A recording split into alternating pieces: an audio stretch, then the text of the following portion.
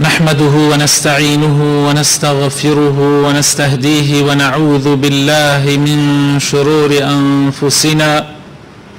ومن سيئات أعمالنا. من يهده الله فلا مضل له ومن يضلل فلا هادي له، وأشهد أن لا إله إلا الله وحده لا شريك له، وأشهد أن محمدا عبده ورسوله. يا أيها الذين آمنوا اتقوا الله حق تقاته ولا تموتن إلا وأنتم مسلمون. أما بعد، فإن أصدق الكلام كتاب الله، وخير الهدي هدي محمد صلى الله عليه وسلم، وشر الأمور محدثاتها، وكل محدثة بدعة، وكل بدعة ضلالة، وكل ضلالة في النار. مسلمان برزكان براسي نصيحة دلسوزي آموشگاري لا معلم برزكاني لا پایا گرنگو هستاركاني برايتية لإسلاما. إيماني إنسان وباور إنسان تواو نابي إلا بآموشگاري ونصيحة نبي. لما فهر گرنگكاني برايتية كبيويست إنساني مسلمان، خوشکی مسلمان، برای مسلمان ڕەچاوی بکات. چونکە پێغەمبەری خۆشەویستمان صلی الله عليه وسلم ئەفەرمێ هیچ کەسێک لە ئێوە ئیمانی تەواو نییە هەتا ئەوەی بۆ خۆی خۆشی ئەوێ بۆ برای ئیمانیش خۆشی بوێ. دەی ئەگەر خێر بێ ئەو شتە ئەبێ نەسیحەت و ئامۆژگاری خوشک و براکانت بکەی کە ئەوانیش ئەو خێرەیان دەستکەوێ. ئەگەر شەڕیش ببێ ئەبێ تۆ ئامۆژگاری و دڵسۆزی وات پێ بکە، هەوڵ بدەی برای ئیمانیت، خوشکی ئیمانیت لەو شەڕە بە دوور بگری. ئامۆژگاری گرنگیەکی زۆر زۆری هەیە لەم خاڵانەی خوارەوە دەرەکەوێ. یەکەم ئەوەی کە دین ڕائەگرێ نصیحەت و ئامۆژگاریە، وەکو پێغەمبەری خوا صلی الله عليه وسلم لەو حەدیثەی کە ئیمامی مسلم بە سەنەدی خۆی لە تەمیمی داریەوە بۆمان ئەگێڕێتەوە کە پێغەمبەر فەرمووی صلی الله عليه وسلم الدین نصیحە،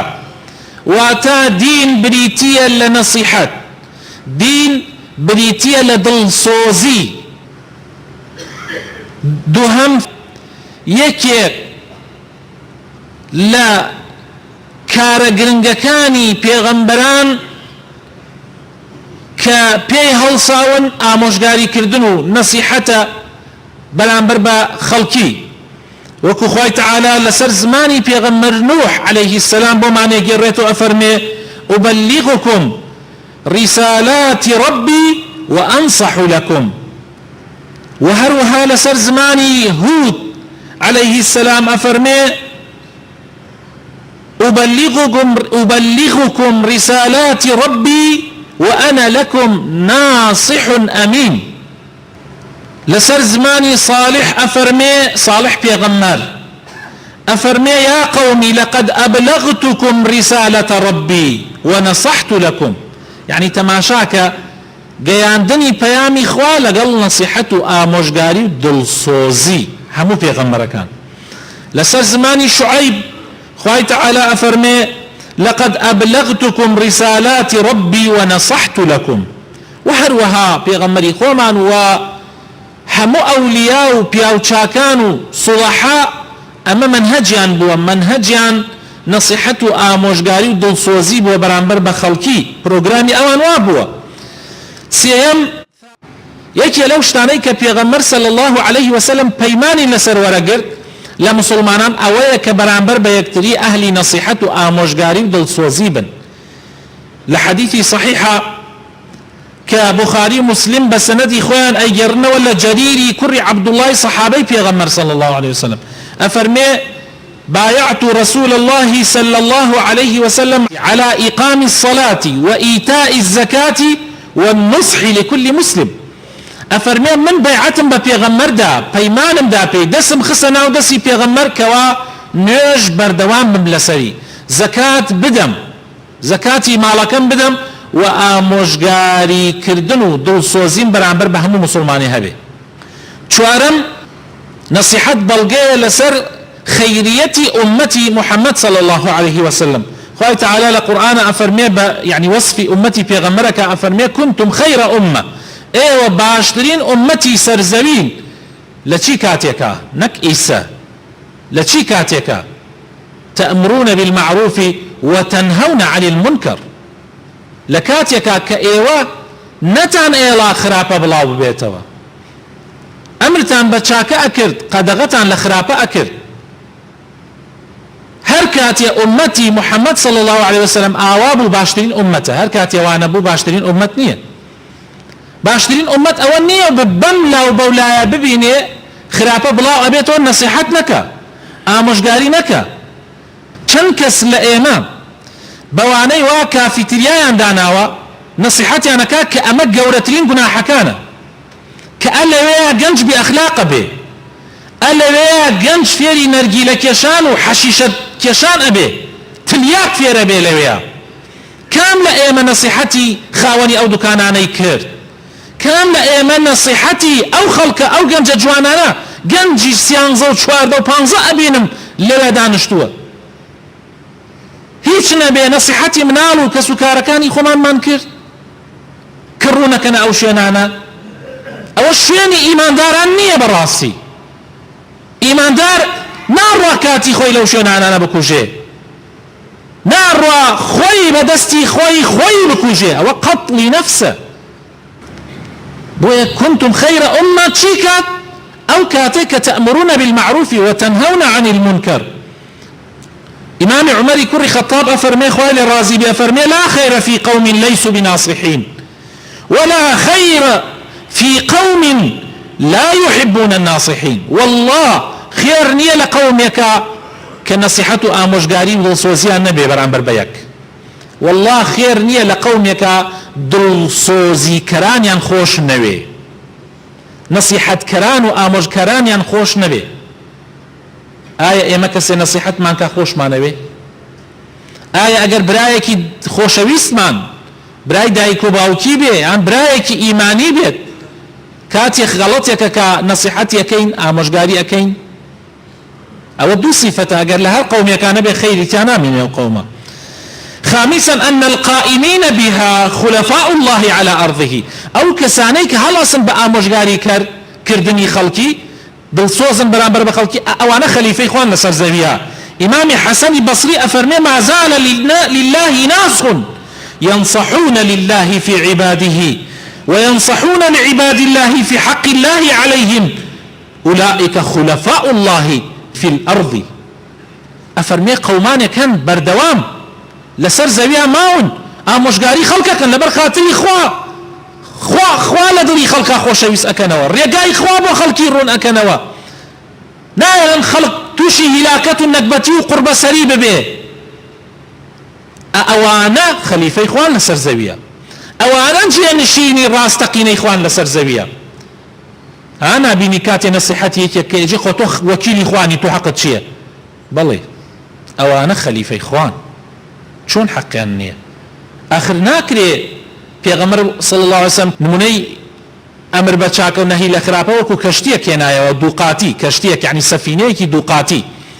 كوملك لقاتي خوارون كوملك لقاتي سرون أواني قاتي خوارو وعلن ناكري ما قجداري بم درجة بروين السرود تا أو هالكيشين ودزنوجي لي بدرين ويا مثلا لي بخين كين كاروباركاني خماني بو جيب جيب كين ناكري قجداري أما اندوب بينو بروين السرو اللي وسط الشورو كينوا هل لشون خمانو ليرا كونيك كينو تواو وقت يتبان پیغمبر إخوة صلى الله عليه وسلم أفرمي أواني سروا أجر بيلن أواني خواروا كوني ليبكن لسفينك هميان بيكو أخنك ونابي أواني خواروا بلين إيوه إلا قطان تشكاك إما هي إخوة مانو كوني يكين نابيت هەموویان بەیەکەوە خنکێن. من ئەگەر بێڵم کافیتریاکە هەبێ کوڕی تۆ بچێ گوێی نەدەمێ کوڕەکەی منیش ڕاکێشە بەیانی. من ئەگەر بێڵم کافیتریا گەنج بڕوا لەوێ نەرگیلە بکێشێ و دووی خۆی سنگی خۆی ڕشکاتەوە تاوەکو تووشی سەرەتان و تووشی نەکبەتی ئەبێ بەیانی مەجای ئەوەش ئەدرێواش حەشیشە و تریاکی تیا بڵاوە بێتەوە بەیانی گروپە تونڕەوەکان لەوێ خەڵک ڕائەکێشن یعنی سەرخۆشیان ئەکەن مادەی هۆشبەریان پێدەن سەرخۆشیان ئەکەن ئەیان بن ئەیان دەنە کوشت لە هەر شوێنێکا کە خۆیان بیانەوێ بۆیە بێ وریابین ناکرێ ئێمە بێدەنگ بین هەر کەسێ لەوانە بێدەنگ بێ یعنی کەوابوو وەک ئەوە وایە خۆی بکوژێ ئەگەر تۆ کوڕەکەت تیا چوو کوڕەکەت فەوتیا ئەی تووشە فەوتی هەر خەفەت ئەتکوژێ. ششم سادسا أنها يعني النصيحة صفة من صفات المؤمنين الصادقين يكيك لصفات جوان كان أهل إيمان راستقين نصيحة كردنو آموشگاري كردنا إيمان داران آموشگاري كرن بلا منافق درو كان غشاش في البازن مهم للايان بس مصلحتي خوانا كابرا عليه من دو دينارم دس كوي حقم چي عالم أفوتين أفوتي كيفي خويت بس نازاني السبي أو باراني كدريكا لسر قرب سري خوي سرفيكاتوا بو نصيحتو آموشگاري خوش يسكانم برك خال هي زور مهمة آقامان ليبه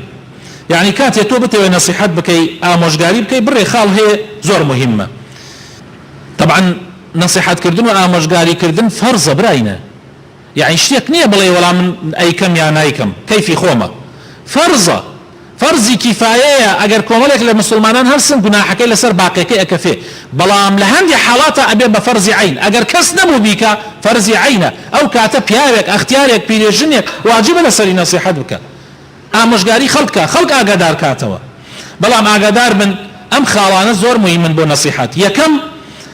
او كسي نصيحات اكابي زور نيتي باق بي لبر خاطري خوابي ما بس يونا بي فش بات سر خلقيا فيز بكا بسر خلقيا خوي برز كاتو بسر خلقيا خلق بكم بزاني وخوي ببرز بزاني اما بالراسي صفات ايمان داران نية ايمان دار كات اشتكى كالا بر خاطري ايكا وما امروا الا ليعبدوا الله مخلصين له الدين كات من اشتك بيت بتو الين ابي بو خوابي لين اگر بو خواني لين بو ابي من غوايا برزمو مهم مو خون بغور بزانم تو بكم بزانم اما نقبتيه اما قرب سريه دوهم او نصيحتيك اي كي خوش يسكانم ابيت بالروحيكي برايانو بكي هيج تنديكي تيانبي هيج تشددكي تيانبي الا مگر بيويست بك خوي تعالى لقرآن بيروزا افرمي ببيغمر وبايمش افرمي ادعو الى سبيل ربك بالحكمة والموعظة الحسنة وجادلهم بالتي هي احسن حتى اتواني بان اكي بولا اخوة بحكمته بنرمون يعني جاري وحي هر بيويستناك قصبكي هر بروشتي خوت او خلقد يعني تسرقا هر بروشتي خوت شاكبك شاكب بچينا خلق لتوه فيره بي ها براين جاري وحي اما زلامك ابينين دسباك لبازارة اويت النمونة بوت حل خوتو بيري ليكيتوا استلم لم وضع الظروفة بو نمونة يعني لم الشارع اگر چل سوبر ماركت هبه اگر سوبر ماركت هبه ببي ام ظروف الرحم بخلقي اكا وقازانج كم لخلقي اسيني كاتي قازانج خلق كم اسيني ام عالم الرو كات او سوبر ماركت ابي سوبر ماركت كان يتر درس لور بقرن يتر او بيوسناكا بدن بلكاكا خلقي نوكم من بكن هر بيوسناكا يتر كخلق روتي كرت خلق اما كان يتر ابي لو درس ور بقرن اما نصيحته بلان بعمل حسن وحسين كابراي كان بيني دزنوج يكرت بياوكي اختيار بو قوربو اما نش منالن حسن وحسين جنجبون سيلي انا كنت كابرا بهلا دزنوج اقري يلا الرؤيا لا هاد بوين ماما حاجي تو غلط دزنوج اقري يسمى ماما حاجي الله اي ايوه من شن صالة دزنوج اقري يسا ايوه چين هالقرطاون قصبوا منكن نصيحتي منكن بويا روشتم ماما حاجي ايما بوتا مناقشة من منو براكم لسبب بزان كان من دزنوج ريكو بيك اقرين تخوا ماما حاجي تو بو حكم سير من كم زان كان من دزنوجك بريكو بيك اقري يكي كان وقت ماما حاجي دزنوجك يقول اوي تريشان دزنوجك بيغمبرانه يقول زور بجواني راسن بيا اختيارك وتي والله كرم ايوه دزنوجك تان توا بس من غلط بوم ايوه درسي من تاندا خو عمرتان دريش كا كرم يعني انساني مسلمان اوا بوش يوازا جاري واشي نا اما استفاده نيه بيويست تو زيك اموشگاري بي كابرا جا ئامۆژگاری ئیسە من حتى ئامۆژگاری ئیسە ئەم قسانەی منە لەوە چیان دێکەس ئەگەر دەرەوەی مزگەوت بیبیسێتەوە دڵی پێی تۆزێ بێتاقەتە بێ بەس کاتێ من بۆی ڕوون بکەمەوە کە ئەمە بالفعل زەرەری تایە بۆ ئەو بموعظەی حەسەنە خوا ئەفەرمێ ادعو إلى سبيل ربك بالحكمة دوهم موعظەی حەسەنە ئەگەر ببینێ من خێری ئەوم ئەوێ ئەو کاتە قەناعەت ئەکا یعنی باشترە بووی لەوانەیە لە 180 قەناعەت بکە ئەگەر ئیسفادەی نەبوو موعظە ئامۆژگاریش ئیسفادەی نەبوو کابرا عنادیە کرد کفرێ کرد أو كاتا أبي مجادلة لقلا بكي خوا أفرمي ادعو إلى سبيل ربك بالحكمة والموعظة الحسنة وجادلهم بالتي هي أحسن هاي إسفادة نامن أو كاتا بمجادلة بكي لقليا أبي بمجادلة قناعتي بكي بلا مجادلة كيش خوا أفرمي بالتي هي أحسن به چونك مجادلة توزي الرقيتي أبي إنساني إيمان دار زور بأدب بك قد جميع الندى قصي غلط نكا قد قصب أمو أو نكا أبي بجواني آياتي خواو حديث كاني بيغمر صلى الله عليه وسلم بخاتا رو پیغمبر فرمی صلی الله عليه وسلم ما كان الرفق في شيء إلا زانه ومن تزع من شيء إلا شانه نرمونياني أم حديثة بس أم بكنا برنامج جيانتان بستانا نرمونياني لهر شتێکا بێت جوان یەکاتەوە لە هەر شتێکە نەرمونیانی لە هەر شتێک دەرکەی ناشرین یەکاتەوە تاو ئیتر ئەمە بیکەیت بە میزانی ترازوی ژیانت ئیسفادەی زۆر ئەکەی كابرا كات لاي پیغمبري خوا صلى الله عليه وسلم كل شيخ الباني يقرأته للسلسلة صحيحة جمارة سياسته هفتا الله جنجب هات لاي پیغمبر صلى الله عليه وسلم فرمو اي پیغمبري خوا اجازة بدا زينابك جنجب الا معني واعي سلم زقوتان بين بولاي من لبرد شاو ايوه بلين ما موسى اجازة من بزينابكين يعني ايوه چن تورابن اصحاب كان پیغمبر صلى الله عليه وسلم زور تورابون يعني چون هل شاخان بد كابرا دمشاوي كابرا وتيان كاكا تو چون بأدبي واقعي برامبر بيغمبر صلى الله عليه وسلم بيغمبر إخوة صلى الله عليه وسلم فرمي وازي لبن فرمي كرم ولا عير دانش لاي بيغمبر صلى الله عليه وسلم دورنا لنزيك وقصي لقلاك لمرونا لمرو بلي كرم آوا نا نزيكي خوي كردوا وجماعتش لدوه بن وتنيا قصي لقلاك نصيحة أبي آوابي فرمي كرم خوا هداية بدا إن شاء الله ورين معيد بكا كرم رازيت خلق لقل دايك تازينا بكا إنه والله في غمر إخوة حتى بملفظة فرمي أتحبه لأمك فرمي لا جعلني الله فداك خوا بمكات قربان داي في غمر إخوة نو والله رازينا بم بودا داي فرمي خلقش دايكي إيسا توكاتي زيناكي لقل الله واتشي لقل آفرتك بيكي كوريه أي مش بينا خوشة أي بيت خوشة لقل كشتابك فرمينا والله اي پیغمبري خوا بقربانت بم فرموي پیغمبري خوا صلى الله عليه وسلم فرموي داي خلقيش تو اگر بيكي لقل كچي خلقاي كي فرموي رازيت اما لقل پورتا بكري لقل ميمكتا بكري فرموي نو والله اي پیغمبري خوا فدات بم فرموي داي خلقيش كتو زيناي لقلا اكي يعني كسكاري هي ام جا پیغمبري خوا صلى الله عليه وسلم نصيحتي بري نصيحتي كردو دسيها ينام سردليا أفرمي فوضع رسول الله صلى الله عليه وسلم يده على صدره دسي هنا سردليا فرمي اللهم طهر قلبه واغفر ذنبه وحسن فرجه فرمي خواهي جان دلي پاک کروا خواهي جان لگناح كاني خوش ببا خواهي جان داويني لحرام بپاريزه أفرمي أو لو بدواو خوش شويسترين شت للاي أو كرة أو بو كوابا پاكي بجد وزور قيني لنا باكي وداوين بيسيبو آموشگاري أبي آوابي أبي بنرمولياني بي بتندو تيجي نابي قد پیغمبر صلى الله عليه وسلم ها بري أو بري جيان نامي پیغمبر بخيو النوا كيشا من أويا گنج جوانا كان من أمر وكما إيوه كيشي إيما أويا إيوه جيان نامي پیغمبر ناخو النوا من أتوانم تحدا بكم لم صنودها هموي باورنا كم دكس هبي جيان نامي پیغمبر بجواني خوند بيتوا بجواني يان لقل يا حديث كاني پیغمبر صلى الله عليه وسلم بخاري مسلم امانيان خوند بيتوا اگر نه خويني تو كابراك لولا وبيك غمانت بو دروسكا تو اگر پیغمبر ناسي غمانت بو دروسكا قسيك بو اكا تو پیغمبر ناسي ليتيك اچي بلا اگر پیغمبر خو بناسي ام پیغمبر عظيمه كهمج يعني مدرسه وكتاب خانه بو او كاتا يكسر ردي كابرا اديتوا والله ما اديتوا لو انا ببيت معي هدايتي ايش يسمى تحداكم لقل حمو اوانيك رخنا لا پیغمبر اگرن فرمو لجياني بيغمر عرهمي بيغمر إخوان لكسية الربوبة بيغمر إخوان صلى الله عليه وسلم تندو تيجي نواندي بي برانبر بكسية كهاتبه لإسلام تيبقى يا كسية بغلط تيجشت به لا حالتي جنگانا ولا جنگانا بيتو يعني برانبر كابرا بيبتكو جبلي توشبه حتى لو حالتانا بيغمر صلى الله عليه وسلم نموني كي زور جواني نواندو لوي كبرانبر بحتى بدجونا كانشي بالرحم وببزايبو بۆ زۆر مهمە ئینسانی مسلمان لە کات ئامۆژگاریکردنیا نەرمونیان بێخۆشە و سەکانم ئەگەر بکرێت نەسیحەت بە سڕی و بە نهێنی بێت نەسیحەت بە ئاشکرا نەبێ مەگەر هەر زۆر پێویست بکە نەسیحەت ئەبێ بە نهێنی بێت پیاوچاکان و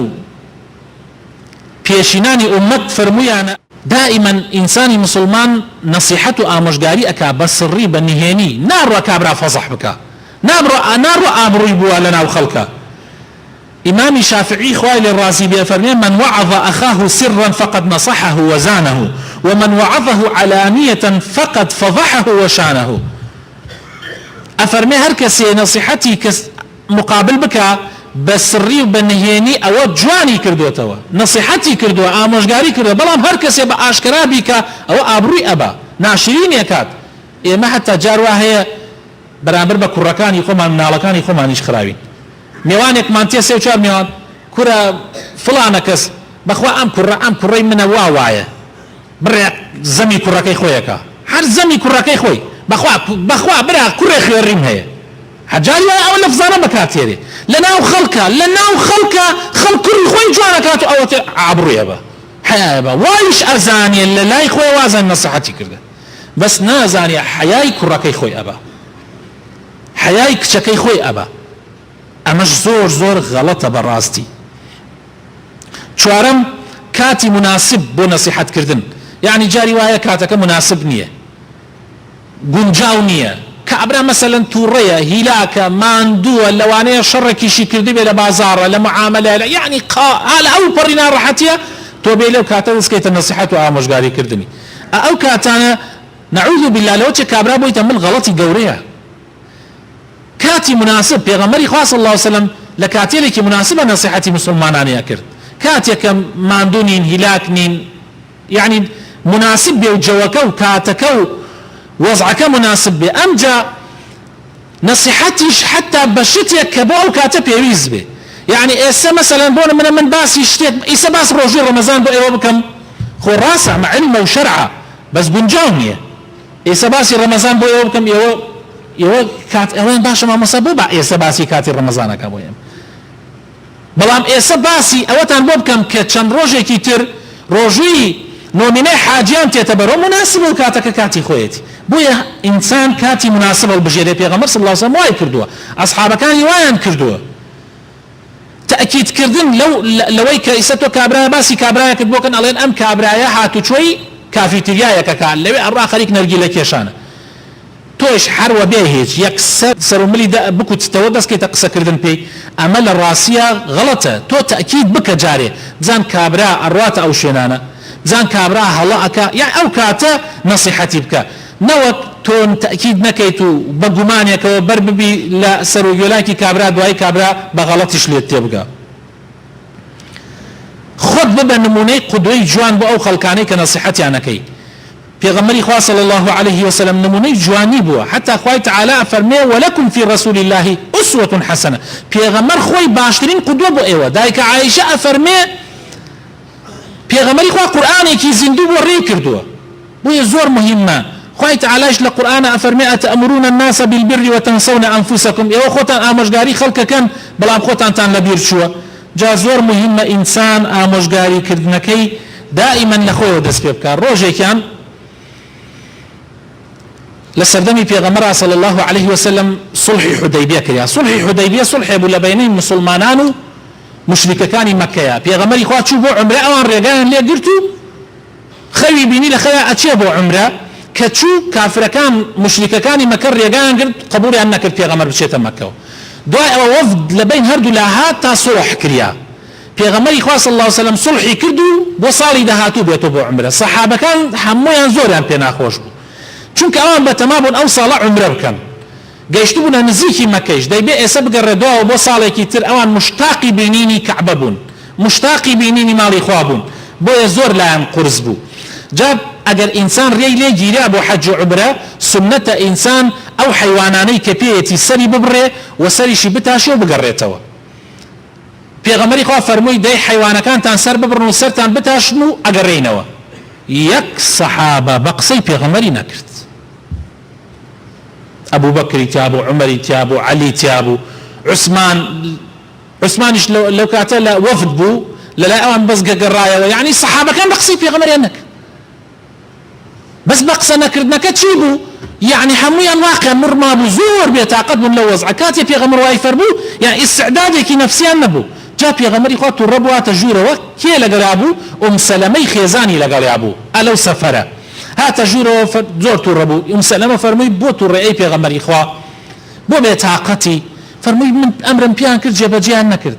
صحابة كانوا جبجيان نكرد فرمي أي في غمر يخوا أوان روشان لا يخوا هني يستا حالتك زور لسريان قرصة